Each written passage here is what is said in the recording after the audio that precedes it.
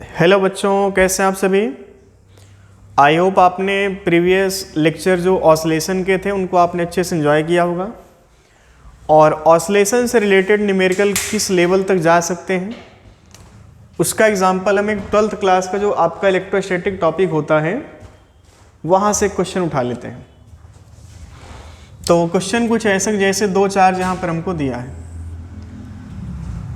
ये चार्ज मान लेते हैं प्लस क्यू है और यहाँ पर भी एक चार्ज प्लस क्यू है। इनके बीच की दूरी मान लेते हैं ए है सेंटर से और ये भी सेंटर से ए दूरी पर है। एक नेगेटिव चार्ज माइनस क्यू हमने यहाँ पे रखा, नेगेटिव चार्ज कहाँ पे रखा, ठीक सेंटर पे। तो अभी नेगेटिव चार्ज पर टोटल फोर्स की बात करें कितना बन रहा है, 0। ये हमने बात पहले डिस्कस किया, तो पहले लेक्चर में हमने बोला था कि ऑसिलेशन कहीं पर भी हम करवा सकते हैं। ऑसिलेशन का मतलब क्या है, to and fro motion of a particle about mean position with a small displacement, है ना, ये हमने पहले सीख रखा है। तो क्वेश्चन यहाँ पर है कि अगर negative charge if this minus Q charge slightly displace from its mean position then this negative charge perform simple harmonic motion, then what will be its time period या period of oscillation, इसका period of oscillation क्या बना होगा। Question ये है find out time period of minus Q charge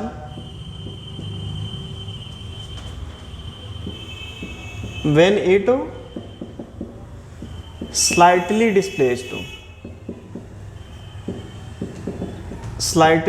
displaced from its mean position, ये question है।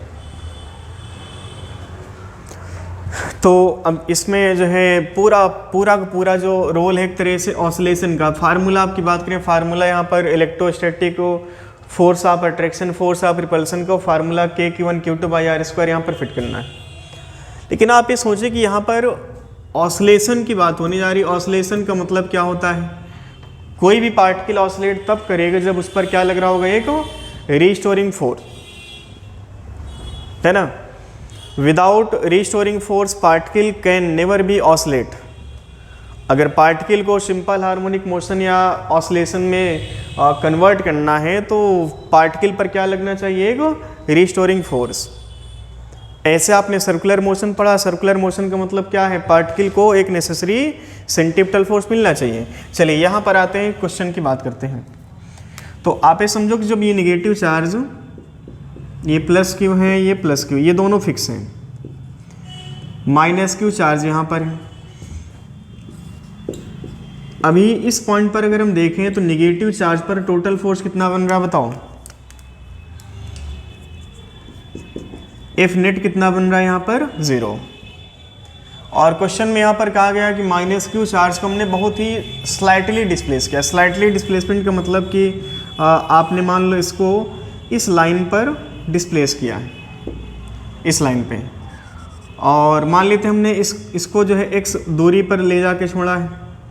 अच्छा, इस पॉइंट पर अगर हम देखें नेगेटिव चार्ज पे, तो ये प्लस क्यू चार्ज क्या करेगा, इसको अट्रैक्ट करेगा अपनी ओर, ये वाला प्लस क्यू भी क्या करेगा, इसको अपनी ओर अट्रैक्ट करेगा। तो नेट फोर्स की बात करें, यहाँ पर नेट फोर्स कितना बन रहा है इस पर, 0। बट अगर नेगेटिव चार्ज यहाँ पर कहीं होगा, अब इस पर नेट फोर्स 0 नहीं बनेगा।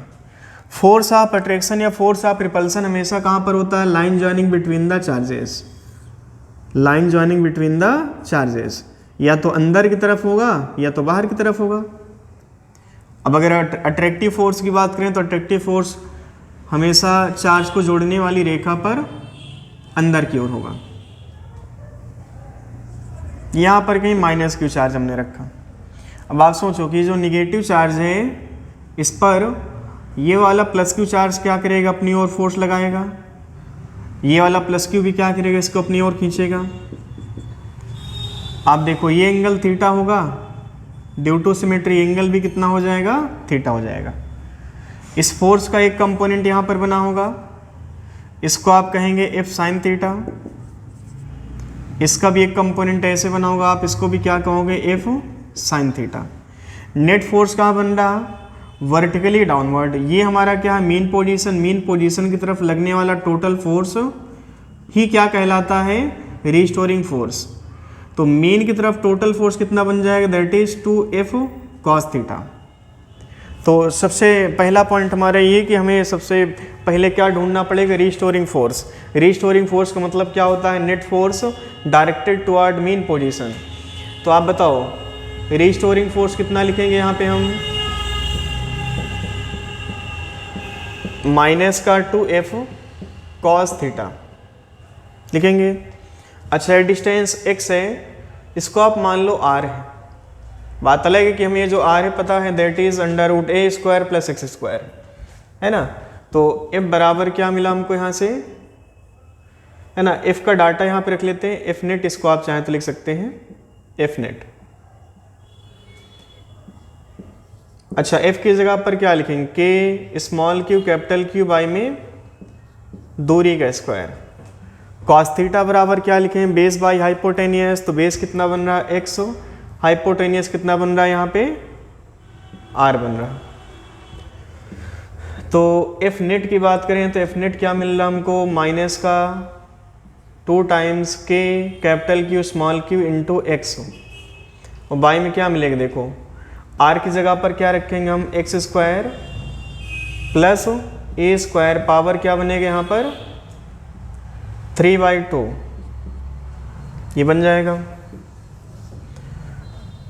अब बताओ for simple harmonic motion condition क्या होती है, डिस्प्लेसमेंट शुड बी स्मॉल।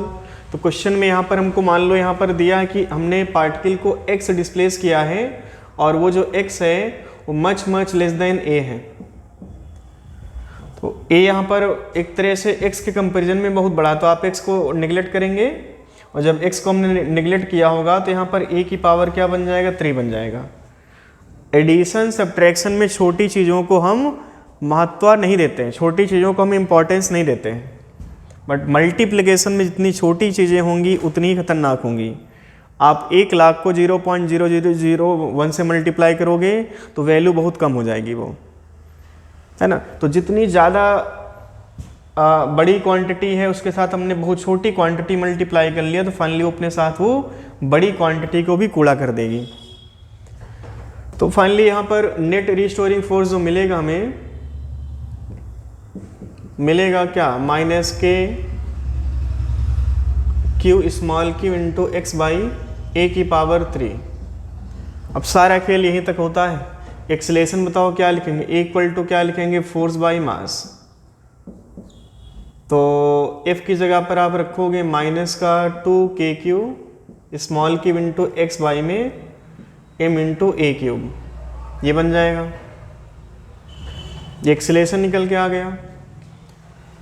अब आप बताओ यहाँ तक कहानी आपको हमेशा खींच करके ले जाना है और दूसरी कहानी आपको पहले से पता है, इक्वल टू -ω² इंटू x। अगर हमने x यहाँ पे रखा है तो यहाँ पर x लिखना पड़ेगा। वो आप इनको कंपेयर कर लो तो क्या मिला, -ω² into x -2kq small q into x by m into a³ मिलेगा। x खत्म, निगेटिव साइन खत्म, ओमेगा बराबर क्या मिला, √2kq small Q by m into a³। अब बताओ टाइम पीरियड क्या निकल के आएगा, ये बनेगा 2π√ma³ by 2 times k into small Q. ये फाइनल आंसर हो जाएगा हमारा। तो बात यहाँ पर सिंपल हार्मोनिक मोशन की होगी। अब आप बताओ, ये कहो कि क्वेश्चन प्योर एक तरह से इलेक्ट्रोस्टैटिक का है तो गलत है। ये इलेक्ट्रोस्टैटिक प्लस ऑसिलेशन, देखिए कहीं पर भी फोर्स है तो फोर्स का मतलब वहाँ पर कंप्लीट मैकेनिक्स की बात आप कर सकते हैं। यहाँ पर हमने कम से कम 2 चैप्टर की बात कर ली, है ना। तो अब आपको हम बताएं कि यहाँ पर और कितनी पॉसिबिलिटी बन सकती है क्वेश्चन की, तो बहुत सारी पॉसिबिलिटी बन सकती है। आप इलेक्ट्रोस्टैटिक 12th का पहला चैप्टर होता है, आप यहीं पर ऑसिलेशन पर बेस कई सारे क्वेश्चन कर सकते हो। कुछ हम आपको एक एग्जाम्पल दे के बता देते हैं और आप इनको आराम से कर सकते हैं, कोई खास टफ नहीं होगा इनका।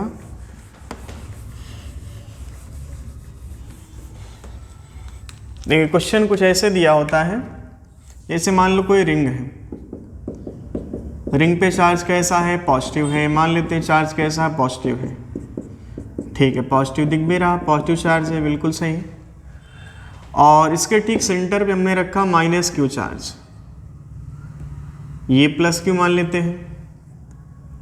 और रेडियस ऑफ रिंग मान लेते हैं,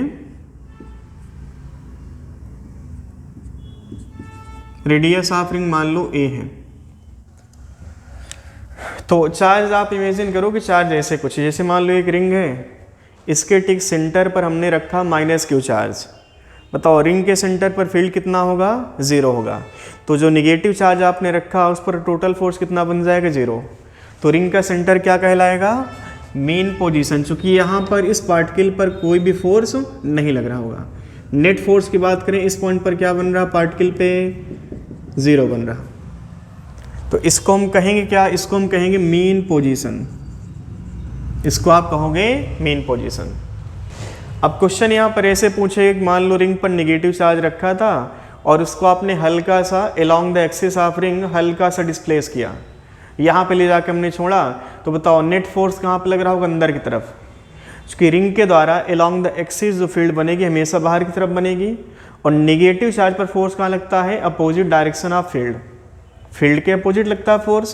तो आप इमेजिन करो कि रिंग है, इस रिंग के सेंटर पे चार्ज माइनस क्यू रखा, अभी ये चार्ज क्या था, रुका हुआ था। इसको हमने क्या कहा, मीन पोजीशन। अब आप इसको हल्का सा डिस्प्लेस किए, यहाँ पे लेके जाके छोड़ेंगे तो ये कहाँ पे आना चाहेगा, टुवर्ड्स सेंटर ऑफ रिंग। और एक बार आपने पार्टिकल को अगर मीन से डिस्प्लेस किया तो फाइनली कभी आकर के मीन पे रुकना चाहेगा, लेकिन रुको नहीं पाएगा। क्योंकि हमको पता है कि पार्टिकल जब भी मीन से डिस्प्लेस होगा और मीन पर जब वापस आएगा तो इसकी जो वेलोसिटी होगी, काइनेटिक एनर्जी होगी, सबसे ज़्यादा होती है। तो मीन पर आके रुकना चाहा लेकिन रुक नहीं पाया, तो मीन से मतलब सेंटर से थोड़ा सा आगे निकल गया। जब इस साइड आएगा तो इधर जब यहाँ पर पहुँचा तो रिंग के द्वारा जो फोर्स बनेगा, चार्ज जो फैला हुआ रिंग पे, वो अंदर की तरफ फोर्स बन जाएगा। क्योंकि इस रिंग के द्वारा एक्सिस के लॉन्ग चलेंगे आप इधर साइड, फील्ड कहाँ बन रही होगी, बाहर की तरफ। फोर्स कहाँ लग रहा होगा, अंदर की तरफ। इधर की तरफ आप आओगे यहाँ पर कहीं, इधर फील्ड बाहर बन रही होगी, फोर्स कहाँ लग रहा होगा, अंदर की तरफ। तो जब भी चार्ज सेंटर से आगे जाएगा तो फोर्स कहाँ लग रहा होगा, पीछे की तरफ। और जब इस साइड आएगा तो फोर्स कहाँ लग रहा होगा, राइट हैंड साइड लग रहा होगा। तो कुल मिला के चार्ज क्या होगा कि इस रिंग के सेंटर से उधर और इधर क्या करेगा, ये ऑसिलेट करेगा। तो इस चार्ज का भी टाइम पीरियड कितना होगा। तो क्वेश्चन यहाँ पर यही है कि चार्ज का टाइम पीरियड क्या होगा। तो टाइम पीरियड जो आपने यहाँ पर कैलकुलेट किया है, आंसर बिल्कुल इसका वैसा ही आता है। क्योंकि अगर मान लो हमने चार्ज को यहाँ पर x दूरी पर डिफ्लेक्ट किया है, ये पॉइंट मान लेते हैं जहाँ पर हमने चार्ज को रखा है माइनस क्यू, तो यहाँ पर जो फोर्स बनेगा इस पर, वो अंदर की तरफ बन जाएगा। यही फोर्स है जो कि क्या कर रहा है, चार्ज को वापस मीन पे लाना चाहता है। तो नेट रीस्टोरिंग फोर्स की बात करें तो यहाँ पर बन जाएगा माइनस क्यू इंटू ई। अब अगर ये डिस्टेंस मान लो x है तो e का फंक्शन क्या होता है, इस पॉइंट पे e कहाँ बन रहा होगा, बाहर की तरफ। e बराबर क्या लिखो, k into Q into x हो, और बाई में क्या लिखे, एक्स स्क्वायर प्लस ए स्क्वायर पावर 3/2। सेम फंक्शन बन रहा। तो फोर्स का फंक्शन क्या निकल के आया, माइनस क्यू इंटू के क्यू एक्स बाई में एक्स स्क्वायर प्लस ए स्क्वायर पावर 3/2। थोड़ा सा यहाँ पे चेंज है क्योंकि यहाँ पे 2 आ चुका है और यहाँ पर 2 नहीं आ रहा। बाकी कहानी लगभग सेम, बस यहाँ पर 2 आ रहा है और वहाँ पे 2 नहीं आ रहा। आई बात समझ में। तो अब आप देखो कि इसमें जो है फिर से हमें क्या कंडीशन दी होगी, जो x हमने लिया है मच लेस देन a है, तो फिर से आप इसको निगलेक्ट करेंगे, x को निगलेक्ट करेंगे तो f बराबर क्या मिल जाएगा, माइनस के Q small q into x by में a की पावर 3। फिर से सेम कहानी बन गई, बस यहाँ पे 2 खत्म कर लेना हो। आई बात समझ में। तो ऐसे बहुत सारे क्वेश्चन हम बना सकते हैं, ऐसा नहीं कि मतलब ये कुछ पर्टिकुलर 2 ही क्वेश्चन की बात कर रहे हैं हम। डाइपोल को भी आप ऑसिलेट करवा सकते हैं, है ना। तो ऑसिलेशन का मतलब कोई बाउंडेशन नहीं है, ऑसिलेशन कहीं पर भी आप करवा सकते हो। आई बात समझ में। चलिए अगला टॉपिक देखते हैं। अगला टॉपिक हमारा स्प्रिंग मास सिस्टम, और ये भी कंपटीशन के बिहाफ पर काफ़ी अच्छा टॉपिक है। अगर क्वेश्चन की बात करें तो मान के चलिए कि यहाँ से क्वेश्चन बनने की पॉसिबिलिटी ज़्यादा होती है।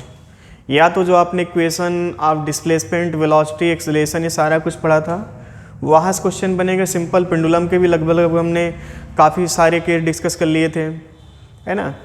तो अब ये अगला टॉपिक है स्प्रिंग मास सिस्टम।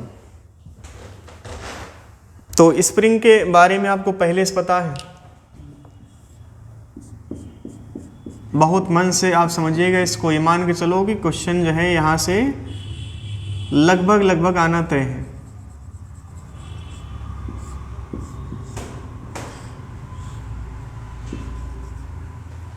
ये मान लेते कोई ब्लॉक है जिसका मास m है और यहाँ पर कोई स्प्रिंग है जिसका स्प्रिंग कांस्टेंट मान लेते हैं k है। अभी स्प्रिंग क्या थी, जैसे मान लो हमने स्प्रिंग को अभी इसकी नेचुरल लेंथ पे ले जाके छोड़े हैं। तो नेचुरल लेंथ का मतलब जहाँ पर स्प्रिंग में कोई इलांगेशन या कंप्रेशन नहीं है। तो नेचुरल लेंथ से अगर हमने ब्लॉक को रिलीज़ किया है तो रिलीज़ करने पर क्या होगा, इसका वेट क्या करेगा, स्प्रिंग को नीचे खींचेगा। तो वेट कब तक स्प्रिंग को खींचेगा, जब तक कि स्प्रिंग के अंदर जो फोर्स जनरेट होगा वह फोर्स इस वेट को बैलेंस ना कर ले, तब तक स्प्रिंग फैलेगी। तो जब स्प्रिंग फैलती है या कंप्रेस होती है तो स्प्रिंग हमेशा विरोध करती है by a force F = K × X। इतने फोर्स से क्या करती है स्प्रिंग, अपने आप को जो है समेटना चाहती है। जब आप इसको फैलाना चाहोगे तो इतने फोर्स से अंदर की तरफ अपने आप को समेटना चाहेगी। अब जितना ज़्यादा स्प्रिंग को आप एक्सपेंड करोगे उतना ज़्यादा x बढ़ता चला जाएगा, उतना ही ज़्यादा K × X बढ़ता चला जाएगा। फाइनली स्प्रिंग का विरोध भी बढ़ता चला जाएगा। अब हम इलास्टिसिटी में जब जाएंगे तो वहाँ पर बहुत अच्छे से इसको हम क्लियर करेंगे कि कोई रबड़ की ऑब्जेक्ट है, उसको भी आप जब खींचते हैं तो खींचते समय वो आपका विरोध करती है। जस्ट लाइक स्प्रिंग भी क्या कर रही है कि स्प्रिंग को आप खींचोगे तो स्प्रिंग भी क्या करेगी, आपका विरोध करेगी। चाहे स्प्रिंग को हम कंप्रेस करें और चाहे इलॉन्गेट करें, दोनों कंडीशन में स्प्रिंग क्या करती है, विरोध करती है। तो इतने फोर्स से स्प्रिंग विरोध की है। अब अगर हम ये कहें कि मेन पोजीशन कहाँ पर होगा, तो मेन पोजीशन का मतलब होता है नेट फोर्स = 0। mg नीचे लग रहा तो स्प्रिंग में कुछ ना कुछ इलांगेशन जरूर आया होगा। मान लेते हैं x आ गया, तो K × X जो ऊपर की तरफ लग रहा है स्प्रिंग का और जो नीचे लग रहा है mg, ये दोनों अगर बैलेंस हो गए तो हम लिखेंगे this situation correspond to mean position. अगर यहाँ पर रस्सी होती तो वहाँ पर टेंशन बराबर mg होता। स्प्रिंग है, स्प्रिंग में खिंचाव आ सकता, खिंचाव होगा, तो फाइनली यहाँ पर K × X बराबर mg हो गया। ये हो गया मेन पोजीशन। अब अगर मान लो स्प्रिंग को मेन पोजीशन से, ये जो है मेन पोजीशन की लाइन है।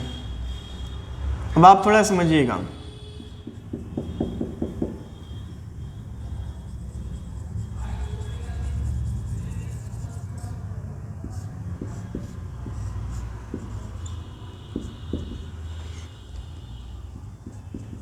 अब आप ये समझें कि जो ये सिचुएशन है वो सिचुएशन जहाँ पर स्प्रिंग पर लगने वाला टोटल फोर्स, स्प्रिंग ने जो फोर्स जनरेट किया है और mg, ये दोनों एक दूसरे को बैलेंस कर लिए। अगर हम फर्दर एक्सटर्नल फोर्स लगा करके स्प्रिंग को खींचें, एक्सटर्नल फोर्स हमने कुछ अप्लाई किया, उस फोर्स को अप्लाई करने पर क्या हुआ, स्प्रिंग में फर्दर कुछ इलांगेशन आ गया। मान लो y इलांगेशन आया,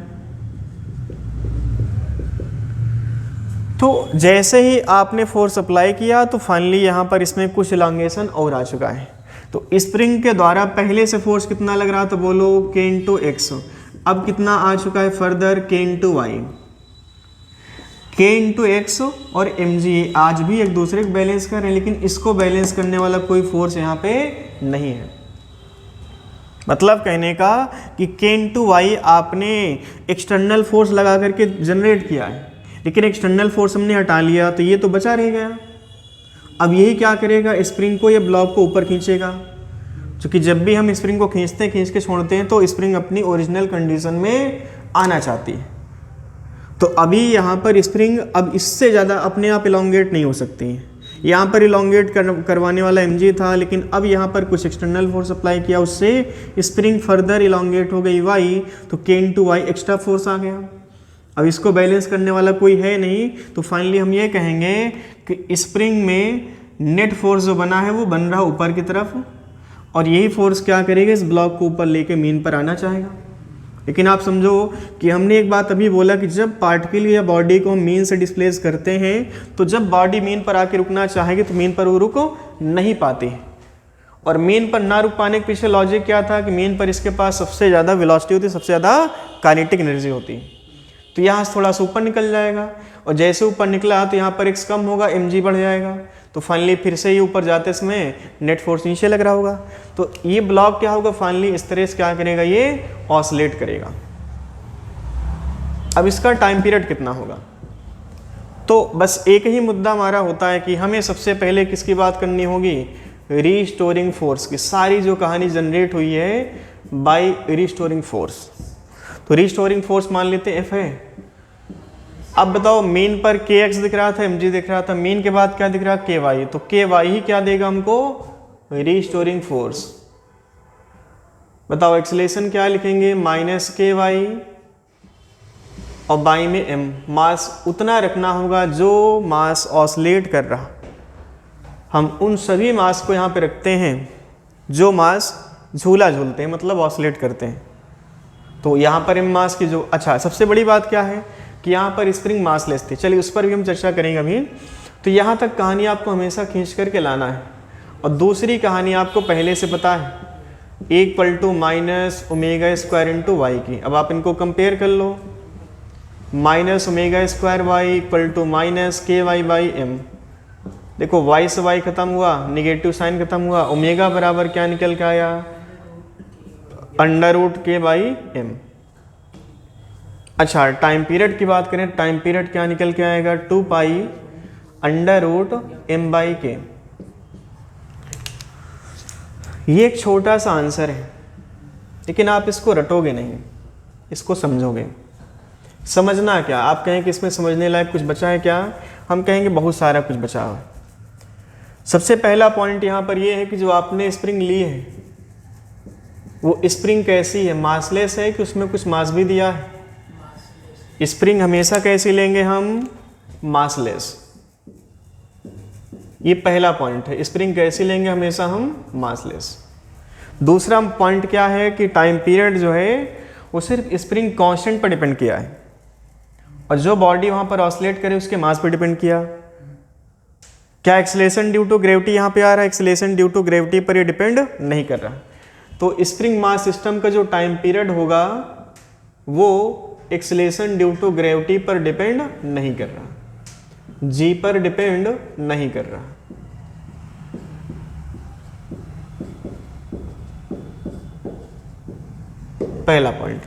पहला पॉइंट स्प्रिंग मासलेस हमेशा होती है, time period acceleration due to gravity पर डिपेंड नहीं करता है। अगर हम इसके अगेंस्ट जाएं, सिंपल पेंडुलम में मास पे डिपेंड किया था क्या, वहाँ पर मास पे डिपेंड नहीं हो रहा था, और यहाँ पर मास पे डिपेंड हो रहा। वहाँ पर एक्सेलेरेशन ड्यू टू ग्रेविटी पर डिपेंड हो रही चीज़ें, यहाँ पर एक्सेलेरेशन ड्यू टू ग्रेविटी पर डिपेंड नहीं हो रही। अब एग्जामिनर मजा लेने के लिए क्या करेगा, कहीं मान लो हमारे पास एक मास है, एक स्प्रिंग मास सिस्टम, इसको हमने पृथ्वी पर झुलाया, टाइम पीरियड मान लो T1 बना, फिर इसको लेके चले गए चंद्रमा पे, वहाँ पर भी इसको हमने ऑसिलेट करवाया, तो टाइम पीरियड वहाँ पर कितना होगा, तो कहोगे टाइम पीरियड भाई साहब सेम रहेगा, क्योंकि अर्थ और चंद्रमा में बस अंतर क्या है, एक्सेलेरेशन ड्यू टू ग्रेविटी का सिस्टम तो वही आप ऑसिलेट करवा रहे हैं, जो पृथ्वी पर था वही चंद्रमा पर है, तो टाइम पीरियड में कोई चेंज नहीं आएगा। ये दूसरा पॉइंट। तीसरा पॉइंट हो गया, मेन मुद्दा यहाँ पर आप फोकस कीजिएगा, ये पॉइंट सबसे अच्छा है। ये जो टाइम पीरियड हमने कैलकुलेट किया है, ये टाइम पीरियड सिर्फ एक मास और एक स्प्रिंग पर लागू हो रहा। आप समझो कि यहाँ पर सिर्फ k है, k का मतलब सिंगल स्प्रिंग कांस्टेंट। अगर कल के आपके पास दो स्प्रिंग है जिनका डिफरेंट स्प्रिंग कांस्टेंट है, तो क्या वहाँ पर ये फार्मूला लग पाएगा? आप याद कीजिए, आपने पढ़ा था इक्विवेलेंट रेजिस्टेंस, इक्विवेलेंट कैपेसिटेंस। अगर आप 12th पास आउट हैं, 12th ईयर है आपका, तो आई थिंक आपने ये इक्विवेलेंट शब्द कहीं ना कहीं सुना होगा।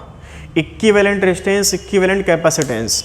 तो इक्विवेलेंट लेने का पर्पज़ क्या था हमारा, जैसे हम ये कहें कि इक्विवेलेंट कैपेसिटेंस, या हमारे पास जो कैपेसिटेंस का फार्मूला होता है दैट इज C = Q/V, ये फार्मूला होता है। C बराबर Q बाई V होता है। रेजिस्टेंस की बात करें तो R इक्वल टू क्या होता है, V अपॉन I होता है। तो हम आपको ये पढ़ा नहीं रहे बट आपको समझा रहे, कंपेयर करें। फिजिक्स का मतलब होता है कंपेयर करना, ऐसा नहीं कि आप मतलब यहाँ से पढ़ के निकल गए और चीज़ों को कंपेयर नहीं किया। तो C equal to Q by V होता है। अगर हम कहें कि यहाँ पर सिर्फ एक कैपेसिटर, एक चार्ज, एक वोल्टेज, एक बैटरी है और कल के मान लो 2 कैपेसिटर आ गए, तो वहाँ पर ये फार्मूला लग पाएगा? वहाँ पर फार्मूला नहीं लग पाएगा। Single charge, single capacitor, single battery, तो ये फार्मूला लग जाएगा। अगर एक से ज़्यादा कैपेसिटर आए तो वहाँ पर ये फार्मूला नहीं लग पाएगा। आई बात समझ में? अब ये नहीं कहना कि C1 प्लस C2 हो जाएगा वहाँ पे। अगर हम चार्ज कैलकुलेट करने जाएं तो Q बराबर C1 plus C2 into V हो जाएगा। तो आपने याद कीजिए वहाँ पर आपने पढ़ा था एक इक्विवेलेंट कैपेसिटेंस। आपने क्या पढ़ा था? Equivalent capacitance. तो इक्विवेलेंट लेने का पर्पज क्या था कि हम बहुत सारे कैपेसिटर को रिप्लेस करके एक सिंगल कैपेसिटर में कन्वर्ट कर सकें, और सिंगल कैपेसिटर पर ही ये फार्मूला लागू होता है।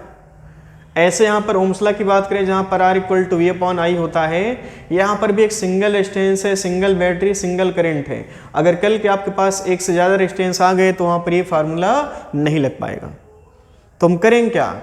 अगर ये फार्मूला लागू करना है तो हमें करना क्या पड़ेगा कि बहुत सारे रेजिस्टेंस जो दिए हैं, चाहे वो सीरीज चाहे पैरेलल में हो, सबको रिप्लेस करके हमें क्या करना पड़ेगा? एक इक्विवेलेंट, जिसको हमने सिंगल रेजिस्टेंस बोला। तो वैसे यहाँ पर भी बात होने जा रही है कि जैसे मान लो कल के हमारे पास एक नहीं 2 स्प्रिंग हैं और वो स्प्रिंग चाहे सीरीज में हो चाहे पैरेलल में, तो उन स्प्रिंग पर ये फार्मूला हम कैसे फिट करेंगे? फार्मूला यही हमारे पास। तो वहाँ पर फिट करने का मतलब कि अगर हमारे पास ये सिंगल स्प्रिंग पर लागू होता है और कल के हमारे पास 2 स्प्रिंग है, तो हम क्या करेंगे? उन 2 स्प्रिंग को सिंगल स्प्रिंग में कन्वर्ट करेंगे, और चाहे सीरीज में हो चाहे पैरेलल में। ऐसे भी कुछ केस मिलेंगे जहाँ पर स्प्रिंग का भी कुछ मास दिया होगा। ये तो एक जनरल फार्मूला हो गया कि जहाँ पर स्प्रिंग मासलेस है, लेकिन कुछ केस हमको ऐसे मिलेंगे जहाँ पर स्प्रिंग का भी कुछ मास दिया होगा। तो उन सभी केसेस को भी यहाँ पर हमें डिस्कस करना है। आई बात समझ में? तो चलिए स्टेप बाय स्टेप हम समझते हैं। स्टॉप। तो चलिए स्प्रिंग इन अ सीरीज। तो अभी हमने क्या बोला कि हमारे पास जो फार्मूला है T बराबर 2 valid for single spring single block. तो हमने क्या किया कि एक ही ब्लॉक रखा, बट हमने क्या किया कि स्प्रिंग एक से ज़्यादा ले लिया। चलिए हम बात कर लेते हैं 2 स्प्रिंग की।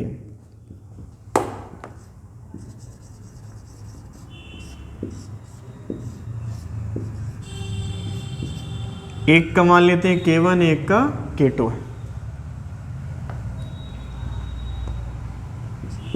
अब अगर हमें फार्मूला फिट करना है तो हमें इन 2 स्प्रिंग को एक सिंगल स्प्रिंग में कन्वर्ट करना है। ये जो बहुत सारे रेजिस्टेंस को, बहुत सारे कैपेसिटर को, बहुत सारे स्प्रिंग्स को एक सिंगल स्प्रिंग में कन्वर्ट करना है, वो जो कहानी कहलाती है उसको कहा जाता है इक्विवेलेंट। बस हमने क्या किया कि ब्लॉक हमने सेम रखा, बस क्या किया हमने यहाँ पर एक इक्विवेलेंट की बात कर ली। अब अगर हमसे कोई पूछे कि बताओ यहाँ का टाइम पीरियड क्या होगा, तो आप कह सकते हैं गुरुजी यहाँ का टाइम पीरियड होगा 2π√m/k इक्विवेलेंट, एंड दिस के इक्विवेलेंट K1 प्लस K2 होगा, K1 माइनस K2 होगा, K1 गुणे K2 होगा, K1/K2 होगा, क्या होगा? अब इसको हमें खोजना पड़ेगा। चलिए खोजते हैं। अच्छा, जब भी स्प्रिंग सीरीज में होती है या सीरीज कॉम्बिनेशन का मतलब होता है कि वहाँ पे कुछ ना कुछ सेम होती हैं चीज़ें। जैसे आप याद करो सीरीज कॉम्बिनेशन आप कैपेसिटर पढ़ा तो वहाँ पर क्या सेम था? सीरीज में चार्ज। सीरीज कॉम्बिनेशन आप रेजिस्टेंस पढ़ा, वहाँ पर क्या सेम था? करंट। तो वैसे यहाँ पर भी कुछ ना कुछ चीज़ें सेम होंगी। तो सीरीज में क्या होता है कि फोर्स सेम होता है। जैसे मान लीजिए मीन पोजीशन की बात हो रही थी, मीन के बाद हमने क्या किया, एक हमने कोई फोर्स अप्लाई किया F, और इस F फोर्स की वजह से क्या होगा कि इसमें कुछ इलॉन्गेशन आएगा, इसमें भी कुछ इलॉन्गेशन आएगा। बट आप ये बताओ क्या वो इलॉन्गेशन सेम होगा? दोनों में इलॉन्गेशन सेम नहीं होगा। सीरीज में क्या सेम होता है? फोर्स। यहाँ पर इलोंगेशन मान लो x1 है, यहाँ पर इलोंगेशन मान लेते हैं x2 है। अच्छा, अगर यही फोर्स हम यहाँ पर अप्लाई करें तो यहाँ पर इलोंगेशन कितना होगा? आप इस स्प्रिंग को इनके इक्विवेलेंट कब कहोगे? जब ये जो काम दोनों मिलकर कर रहे हैं वो काम ये अकेले कर दें। इक्विवेलेंट का मतलब होता है कि जो काम ये दोनों मिलकर करें वो काम अगर ये अकेले करेगा तो ये क्या है, इन दोनों के इक्विवेलेंट हो गया। काम यहाँ पर क्या है, फैलना। ये कितना स्प्रिंग फैल रही है x2, ये कितना फैल रही है x1, दोनों मिलकर कितना फैल रहे हैं x1 प्लस x2। अगर उतना ही फोर्स यहाँ पर अप्लाई करें और इससे भी कहें कि आप उतना ही फैल के दिखाओ जितना दोनों मिलकर फैले हैं, तो ये स्प्रिंग इन दोनों के इक्विवेलेंट हो जाएगी। तो फाइनली इससे हम क्या बोलेंगे कि आप जो है x1 प्लस x2 फैल जाओ बाय सेम फोर्स। आई बात समझ में? और अगर हमने इसको x मान लिया है, अगर हमने इसको x माना है तो यहाँ पर x इक्वल टू क्या बन जाएगा, x1 प्लस x2 बन जाएगा। तो आप बताओ, क्या ये बात हम पहले से जानते हैं कि जो x है elongation in the equivalent spring that is x1 plus x2 है। अब ये जो x1 x2 इलोंगेशन आया है बाय दिस फोर्स आया है, और हम जानते हैं सीरीज में फोर्स क्या होता है, सेम होता है। सीरीज में फोर्स सेम होगा। अगर हमने ये 10 न्यूटन लिखा है तो यहाँ पर भी 10 न्यूटन आएगा और यहाँ पर भी 10 न्यूटन आएगा, लेकिन 10 न्यूटन से ये कुछ अलग इलोंगेट होगी, कुछ अलग इलोंगेट होगी। चूँकि इलोंगेशन कितना कम कितना ज़्यादा वो इस बात पे डिपेंड करता है कि इनका स्प्रिंग कांस्टेंट कितना है। स्प्रिंग कांस्टेंट के थोड़ा सा हम बात कर लेते हैं। जैसे स्प्रिंग कांस्टेंट हमने लिखा 10 न्यूटन पर सेंटीमीटर, फॉर एग्जांपल K1 है, K2 हमने लिखा 20 न्यूटन पर सेंटीमीटर। अब इन लाइन का मतलब क्या है? इस लाइन का मतलब है कि जो स्प्रिंग कांस्टेंट 10 न्यूटन पर सेंटीमीटर वाली है उसको पर सेंटीमीटर इलोंगेट या पर सेंटीमीटर कंप्रेस करने के लिए कम से कम 10 न्यूटन का बल हमें लगाना पड़ेगा। और जिसका स्प्रिंग कांस्टेंट 20 न्यूटन पर सेंटीमीटर, उसको पर सेंटीमीटर इलोंगेट या कंप्रेस करने के लिए आपको 20 न्यूटन फोर्स अप्लाई करना पड़ेगा। आई बात समझ में? तो अगर हम कहें कि एक का K1 एक का K2 है और यहाँ पर 10 न्यूटन फोर्स अप्लाई किया तो यहाँ पर भी 10 होगा और यहाँ पर भी 10 होगा। अब अगर K1 हमारे पास 10 है तो उस 10 की बदौलत तो x1 कितना निकल के आएगा, 1 सेंटीमीटर, बट x2 कितना निकल के आएगा, 1/2 निकल के आएगा, क्योंकि यहाँ पर 10 न्यूटन जाएगा और यहाँ पर भी 10 न्यूटन आएगा। तो स्प्रिंग में कितना इलोंगेशन होगा वो इस बात पे डिपेंड करेगा कि स्प्रिंग का स्प्रिंग कांस्टेंट है कितना। जितना ज़्यादा स्प्रिंग कांस्टेंट उतना ही ज़्यादा पर सेंटीमीटर इलोंगेट या कंप्रेस करने के लिए आपको मेहनत करनी पड़ेगी। तो एक बात हमको पता है कि जो फोर्स आपने F अप्लाई किया है यह फोर्स यहाँ पर भी होगा और यही फोर्स यहाँ पर भी होगा, और यहाँ पर जो x1 प्लस x2 इलोंगेशन हुआ है तो वो कहीं ना कहीं इस फोर्स की वजह से ही आया होगा। तो आप बताओ x बराबर क्या लिखेंगे? फार्मूला हमारे पास F बराबर K इंटू एक्स, यही वाला फोर्स अप्लाई, ये फार्मूला अप्लाई करेंगे। तो आप बताओ कि x बराबर क्या लिखोगे आप? F by K equivalent. x1 की जगह पर क्या लिखोगे? F बाई K1, और x2 की जगह पर क्या लिखोगे? F by K2। और ऐसे और भी स्प्रिंग होती है सीरीज में, तो आप आगे ऐसे लिखते चले जाते हैं। तो फाइनली क्या है यहाँ पर F क्या हो, कैंसिल आउट हो गया। तो 1/K इक्विवेलेंट बोलो क्या मिला, 1/K1 plus 1/K2 and so on. ऐसे आप इसको आगे बढ़ाते चले जाओगे। अब आप बताओ कि स्प्रिंग कांस्टेंट का जो वैल्यू होगा, पॉसिबल वैल्यू, वो क्या होगा? तो K इक्विवेलेंट होगा वो लेस देन K1 आएगा, लेस देन K2 आएगा। मतलब कि जो छोटी स्प्रिंग है, जो छोटी स्प्रिंग कांस्टेंट की वैल्यू है उससे भी छोटी हमारे पास K इक्विवेलेंट आएगी। आई बात समझ में? अब आपको ये फार्मूला अप्लाई करने के लिए यहाँ पर K इक्विवेलेंट की जगह पर आप रखोगे 1/K1 प्लस 1/K2। आई बात समझ में? चलिए, अगर स्प्रिंग पैरेलल में होंगी तो उसके लिए क्या कहानी होगी? स्टॉप करो। चलिए, दूसरा केस है स्प्रिंग इन पैरेलल। तो पैरेलल में भी दो स्प्रिंग आपने लिया K1 और K2 की। अब फाइनली टाइम पीरियड हमें कैलकुलेट करना है, तो हमें क्या करना पड़ेगा? इनसे ना मिल करके इनके इक्विवेलेंट्स मिलना पड़ेगा। अब सीरीज में फोर्स सेम होता है, लेकिन पैरेलल की बात करें तो अगर हमने इस ब्लॉक पर एक फोर्स अप्लाई किया तो इस फोर्स से क्या होगा, इसमें भी इलॉन्गेशन आएगा, इसमें भी आएगा।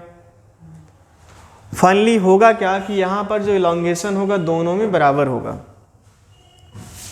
देखिए सीरीज में कुछ ना कुछ सेम था तो पैरेलल में भी कुछ ना कुछ सेम होगा।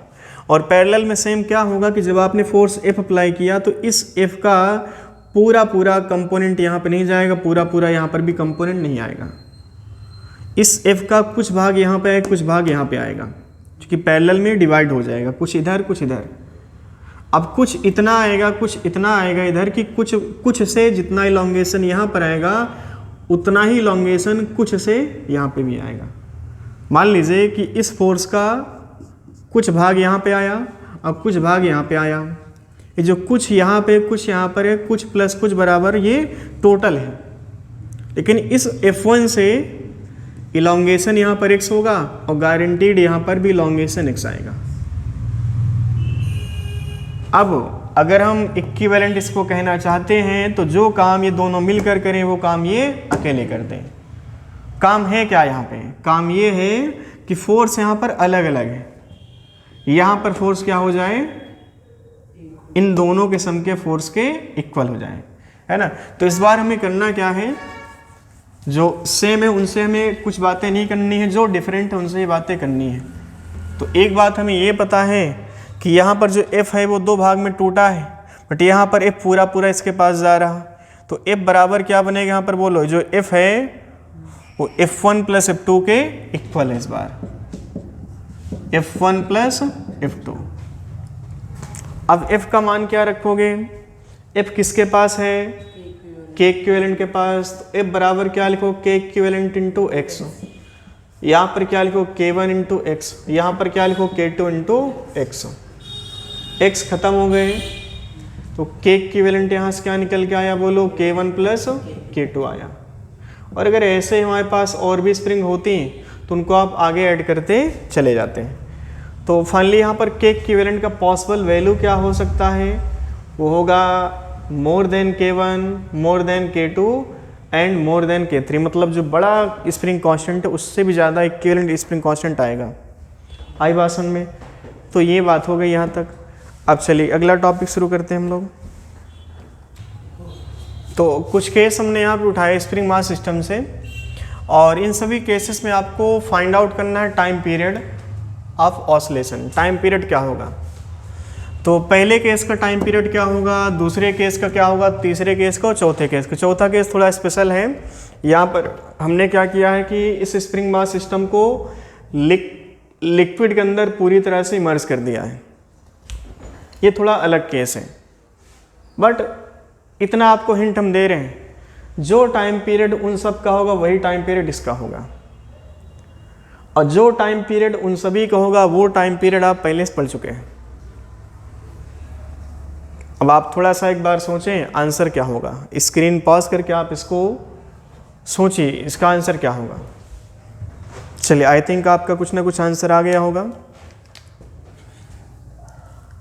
आप देखो ये ब्लॉक स्प्रिंग मास जो ब्लॉक है हमने इसको सरफेस पे रखा, हॉरिजॉन्टल सरफेस पे। तो अब यहाँ पर मेन पोजीशन की अगर हम बात करें तो मेन पोजीशन पर स्प्रिंग में कोई इलॉन्गेशन नहीं होगा, क्योंकि यहाँ पर ये ब्लॉक जो है इधर की तरफ नहीं भागना चाह रहा। अगर ये बाहर भागना नहीं चाह रहा तो फाइनली यहाँ पर कोई इलॉन्गेशन नहीं आएगा। मान लो ये मेन पोजीशन कंडीशन थी, हमने क्या किया कि ब्लॉक को y दूरी पर कंप्रेस इलॉन्गेट करके छोड़ दिया। जैसे आपने y को खींचा तो अंदर की तरफ कितना फोर्स लग जाएगा, k इंटू वाई, और ये k इंटू वाई क्या करेगा, इसको अंदर खींचेगा, और ये क्या करेगा, इसको वापस यहाँ पर मीन पे लाना चाहेगा। लेकिन मीन पर आके भाई ये जो y इलॉन्गेशन आपने लाया है वो यहाँ पर कहीं लाया है, तो इस पर जो इस टाइम पर फोर्स लग रहा है अंदर की तरफ that is k into y, और ये k इंटू वाई क्या करे, इसको वापस मीन पे लाना चाहेगा। तो रीस्टोरिंग फोर्स की बात करें क्या बन रहा है, माइनस का k इंटू वाई। अगर माइनस के वाई फोर्स है रिस्टोरिंग तो गारंटी टाइम पीरियड क्या बन जाएगा, 2 pi under root m by k. अभी तो हमने इसका प्रॉपर डेरिवेशन किया था। देखो यहाँ पर मेन पर स्प्रिंग में कुछ इलॉन्गेशन होगा, लेकिन मेन के बाद की बात हमें करनी होती है। चलो यहाँ पर ब्लॉक मान लो रुका हुआ है, this orientation set to be mean position. अब आपने क्या किया कि ब्लॉक को फर्दर कुछ फोर्स लगा करके आगे थोड़ा सा खींच दिया। जब इसको आगे खींचोगे तो फाइनली इसमें और इलॉन्गेशन, मान लो हमने इसको y खींचा तो अंदर की तरफ कितना फोर्स लग जाएगा, k into y, k into y लगेगा। और ये k इंटू वाई क्या करेगा, इसको वापस इस पॉइंट पे लाके रोकना चाहे लेकिन रोक नहीं पाएगा, थोड़ा सा आगे निकल जाएगा। तो फिर ये नीचे आना चाहेगा, फिर यहाँ पे आके रुकना चाहे लेकिन रुक नहीं पाएगा। तो होगा क्या कि ब्लॉक इस सरफेस पर ऐसे ऑसिलेट करेगा। तो फाइनली हम ये कहना चाहते हैं कि यहाँ पर भी रिस्टोरिंग फोर्स क्या बन रहा है, बोलो, माइनस k इंटू वाई। और जब जब restoring force minus k into y होगा, जब जब restoring force minus k into y होगा, तब तब time period 2 pi under root m by k होगा। यहाँ पे आओ, यहाँ पर भी मेन पर कुछ ना कुछ इलॉन्गेशन स्प्रिंग में होगा, लेकिन हमें मेन से थोड़ा सा हट के बात करनी है। मेन के बाद हमने क्या किया कि ब्लॉक को y खींच दिया। मान लो ब्लॉक यहाँ पर कहीं आ गया, इमेजिन करो भाई साहब, थोड़ा सा इमेजिन करो, ब्लॉक को हमने y फर्दर खींचा तो स्प्रिंग में फोर्स ऊपर की तरफ कितना बन जाएगा, k इंटू वाई बन जाएगा। और ये k इंटू वाई करेगा क्या, वापस ब्लॉक को इस पोजीशन पे लाके रोकना चाहेगा लेकिन रोक नहीं पाएगा, थोड़ा सा ऊपर निकल जाएगा। तो फाइनली हुआ क्या कि रिस्टोरिंग फोर्स यहाँ पर भी कितना बन गया, माइनस का k इंटू वाई। और हमको ये पता है कि टाइम पीरियड यहाँ पर भी जो बनेगा भाई साहब वो 2 pi under root m by k ही बनेगा। ये थोड़ा स्पेशल केस है, इसको हम डिस्कस कर लेते हैं। मेन पर अगर हम देखें इस बार, तो मेन पर देखिए, मेन पर एयर में तो है नहीं सिस्टम, ये कहाँ इनसाइड लिक्विड है, तो वेट तो इसका आज भी नीचे लग रहा होगा mg। अब जब भी बॉडी इनसाइड लिक्विड जाती है तो उस पर एक क्या लगता है, अपथ्रस्ट या बायंसी, एक बायंसी यहाँ पर काम कर रहा होगा। ये मेन की बात हो रही है। अब आप एक काम करें, इस ब्लॉक को मेन से थोड़ा सा नीचे डिस्प्लेस करो,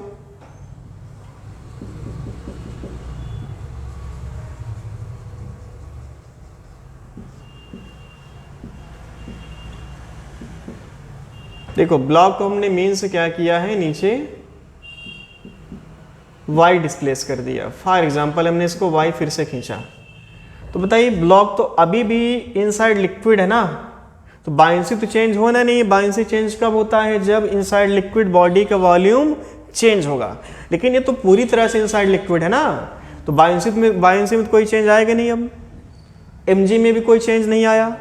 चेंज किस में आएगा, चेंज इसमें आएगा कि स्प्रिंग में अब जो है अलग से k इंटू वाई फोर्स और आ गया होगा, और यही एक लौता k वाई फोर्स जो कि वापस ब्लॉक को मेन पर आके रोकना चाहेगा।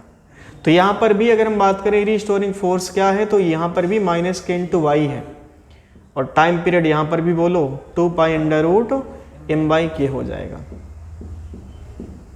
अब थोड़ा एग्जामिनर आपसे मजा लेता है, यहाँ तक तो बात सबको क्लियर हो गई होगी। एग्जामिनर मजा ये लेता है कि जैसे मान लो स्प्रिंग मास सिस्टम एयर में है और फिर इसी स्प्रिंग मास सिस्टम को आप लेके चले गए लिक्विड में,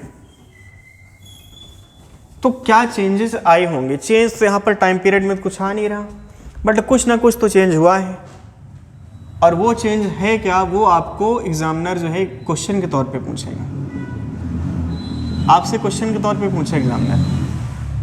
चलिए हम बात कर लेते हैं एयर की।